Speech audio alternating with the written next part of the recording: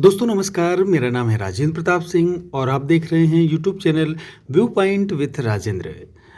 दोस्तों अगर आप आईएएस पीसीएस या आरओ की परीक्षा देने जा रहे हैं तो जीएस के पेपर में भारत सरकार और केंद्र सरकार की योजनाओं से संबंधित प्रश्न जरूर पूछे जाते हैं। तो आज के अंक में हम चर्चा करने जा रहे हैं विभिन्न योजनाओं के बारे में। तो चलिए जानते हैं। प्रधानमंत्री आवास योजना।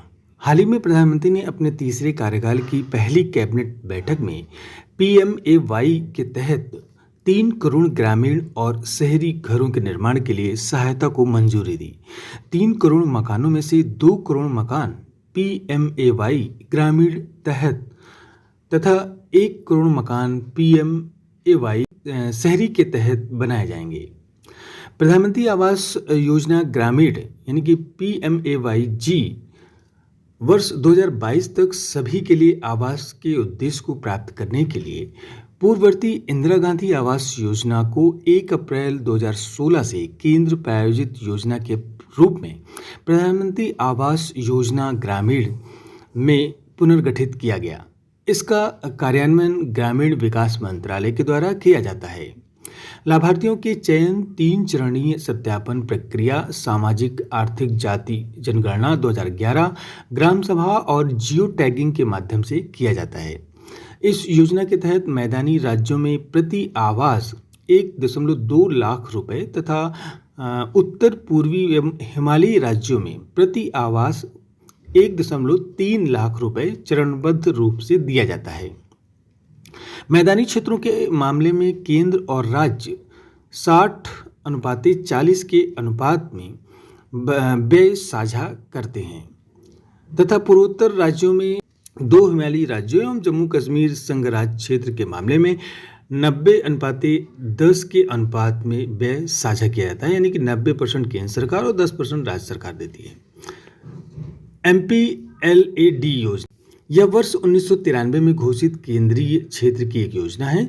यह संसद सदस्यों यानी कि एमपी को मुख्य रूप से उनके निर्वाचन क्षेत्रों में पेयजल, प्राथमिक शिक्षा, सार्वजनिक स्वास्थ्य, स्वच्छता और सड़क आदि जैसे क्षेत्रों में सतत सामुदायिक परिसंपत्तियों के निर्माण पर ध्यान केंद्रित करते हुए विकासात्मक प्रकृति के कार्यों की सिफारिश करने में सक्षम बनाता है।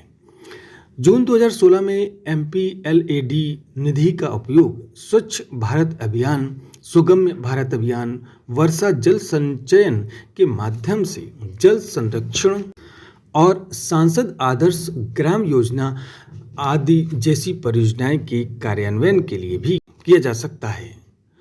एमपीएलएडी के अंतर्गत प्रक्रिया की शुरुआत सांसदों द्वारा नोडल जिला प्राधिकरण को कार्यों की सिफारिश करने से होती है। संबंधित नोडल जिला प्राधिकरण संसद सदस्यों द्वारा अनुशंसित कार्यों को क्रियान्वित करने तथा योजना के अंतर्गत निष्पादित किए गए व्यक्तिगत कार्यों और व्यय की गई राशि का ब्यौरा रखने के लिए जिम्मेदार है। प्रत्येक वर्ष सांसदों को 2.5 करोड़ रुपए की 2 किस्तों में 5 करोड़ रुपए मिलते हैं। एमपीएलएडीएस के तहत मिलने वाली धनराशि कभी भी समाप्त नहीं होती। लोकसभा सांसदों को अपने लोकसभा क्षेत्र में जिला प्रशासन को परियोजनाओं की सिफारिश करनी होती है, जबकि राज्यसभा सांसदों को इसे उस राज्य में खर्च करना होता है जहां से उन्हें सदन के लिए चुना गया है। राज्यसभा और लोकसभा दोनों के मनोनीत सदस्य देश में कहीं भी कार्यों की सिफारिश कर सकते हैं। प्रधानमंत्री आवास योजना शहरी पीएमएवाई 25 जून 2015 को प्रारंभ की गई इस योजना का उद्देश्य वर्ष 2022 तक शहरी क्षेत्रों के सभी के लिए आवास उपलब्ध कराना है। इसका कार्यान्वयन आवास एवं शहरी मामलों के मंत्रालय के द्वारा किया जाता है। आर्थिक रूप से कमजोर वर्ग यानी कि ईडब्ल्यूएस, निम्न आय समूह एलआईजी और मध्य आय समूह यानी कि एमआईजी 1 और एमआईजी 2 के लोग इस योजना के तहत घर खरीदने बनाने के लिए क्रमशः 6 लाख रुपए, 9 लाख रुपए और 12 लाख रुपए तक के आवास ऋण पर यानी कि 6.5% और 4% एवं 3% की ब्याज सब्सिडी प्राप्त कर सकते हैं। व्यक्तिगत आवास निर्माण संवर्धन के लिए ईडब्ल्यूएस श्रेणियों से संबंधित पात्र परिवारों को प्रति ईडब्ल्यूएस आवास 1.5 लाख रुपए तक की केंद्रीय सहायता भी प्रदान की जाती है। अटल इनोवेशन मिशन AIM। हाल ही में अटल इनोवेशन मिशन और नीति आयोग ने नवाचार को बढ़ावा देने के लिए दो पहलें शुरू की है। AIM यानी कि innovation centre Denmark water challenge 4.0। इसका उद्देश्य नए खोजों समाधानों के जरिए जल संबंधी महत्वपूर्ण चुनौतियों का समाधान करना है। अटल इनोवेशन मिशन को 2016 में नीति आयोग ने शुरू किया था और यह देश में नवाचार और उद्यमता की संस्कृति को बढ़ावा देने के लिए भारत सरकार का प्रमुख कार्यक्रम है। ड्रोन दीदी पायलट प्रोजेक्ट। ग्रामीण महिला सशक्तिकरण को बढ़ावा देने के लिए केंद्रीय कौशल विकास और उद्यमिता मंत्रालय ने नोएडा और हैदराबाद में ड्रोन दीदी योजना के तहत 2 पायलट परियोजनाओं के संचालन के लिए महिंद्रा एंड महिंद्रा लिमिटेड के साथ एक समझौता ज्ञापन पर हस्ताक्षर किया। महिंद्रा एंड महिंद्रा ड्रोन उड़ान, डेटा विश्लेषण और ड्रोन रखरखाव जैसे कौशल में प्रशिक्षण प्रदान करेगा। प्रधानमंत्री नरेंद्र मोदी ने 11 मार्च 2024 को भारतीय कृषि अनुसंधान संस्थान पूसा नई दिल्ली में नमो ड्रोन दीदी योजना का शुभारंभ किया था। एक पेड़ मां के नाम अभियान। प्रधानमंत्री नरेंद्र मोदी ने विश्व पर्यावरण दिवस यानी कि 5 जून के अवसर पर लोगों को पर्यावरण के प्रति जागरूक करने के लिए एक पेड़ मां के नाम अभियान की शुरुआत की। इसके तहत उन्होंने नई दिल्ली के बुद्ध जयंती पार्क में एक पीपल का पौधा लगाया। इस अभियान का उद्देश्य देश भर में पौधारोपण के प्रति लोगों को जागरूक करना है, जिससे बढ़ रहे ग्लोबल वार्मिंग से निपटा जा सके। एक पेड़ मां के नाम अभियान के तहत सितंबर 2024 तक 80 करोड़ और मार्च 2025 तक 140 करोड़ पेड़ लगाने की योजना बनाई गई है। इसके लिए संपूर्ण सरकार और संपूर्ण समाज नीति का पालन किया जाएगा। स्कूल ऑन व्हील्स पहल। मणिपुर की राज्यपाल अनसुईया उइके ने 5 मई 2024 को बाल विद्या परिसर मणिपुर में स्कूल ऑन व्हील्स पहल की शुरुआत की। इस पहल का उद्देश्य जाति हिंसा प्रभावित राज्य में राहत शिविरों में रहने वाले छात्रों तक पहुंचकर उन्हें आवश्यक शिक्षा प्रदान करना है। वर्तमान में मणिपुर में लगभग 18,000 छात्र 480 राहत शिविरों में रह रहे हैं।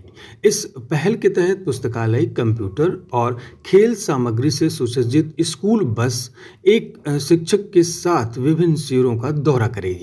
पीएम मत्स्य किसान समृद्धि योजना की उप योजना को सरकार की मंजूरी। मत्स्य पालन क्षेत्र के लिए प्रधानमंत्री मत्स्य संपदा के तहत एक केंद्रीय क्षेत्र उप योजना प्रधानमंत्री मत्स्य किसान समृद्धि सहयोजना को केंद्रीय मंत्रिमंडल द्वारा 8 फरवरी 2024 को मंजूरी दी गई। इस योजना का उद्देश्य मत्स्य पालन क्षेत्र को औपचारिक बनाना और मत्स्य पालन से जुड़े सूक्ष्म एवं लघु उद्यमों को समर्थन देना है। अगले 4 वर्षों में इस योजना के लिए कुल 6,000 करोड़ रुपए रखे गए हैं। कुल राशि में से 3,000 करोड़ रुपए विश्व बैंक और AFD बाहरी वित्त पोषण सहित सार्वजनिक वित्त से आएंगे और शेष 50% यानी 3,000 करोड़ रुपए का योगदान निजी क्षेत्र के लाभार्थियों के द्वारा किया जाएगा। पृथ्वी विज्ञान योजना।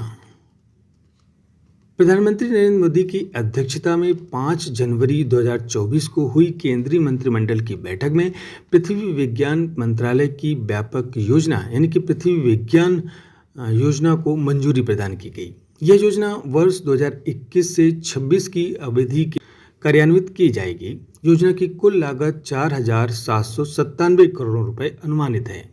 इस योजना में वर्तमान में चल रही 5 उप योजनाएं वायुमंडल और जलवायु अनुसंधान प्रारूप निरीक्षण प्रणाली और सेवाएं, महासागर सेवाएं प्रारूप अनुप्रयोग संसाधन और प्रौद्योगिकी, ध्रुवीय विज्ञान और क्रायोस्फीयर अनुसंधान, भूकंप विज्ञान और भूविज्ञान तथा अनुसंधान, शिक्षा, प्रशिक्षण और आउटरीच को शामिल किया गया है। योजना का मुख्य उद्देश्य है पृथ्वी प्रणाली और परिवर्तन के महत्वपूर्ण संकेतों को रिकॉर्ड करने के लिए वायुमंडल, महासागर, भूमंडल, क्रायोस्फीयर और ठोस पृथ्वी के दीर्घकालिक निरीक्षणों का संवर्धन और रखरखाव करना है। प्रधानमंत्री सूर्य घर मुफ्त बिजली योजना।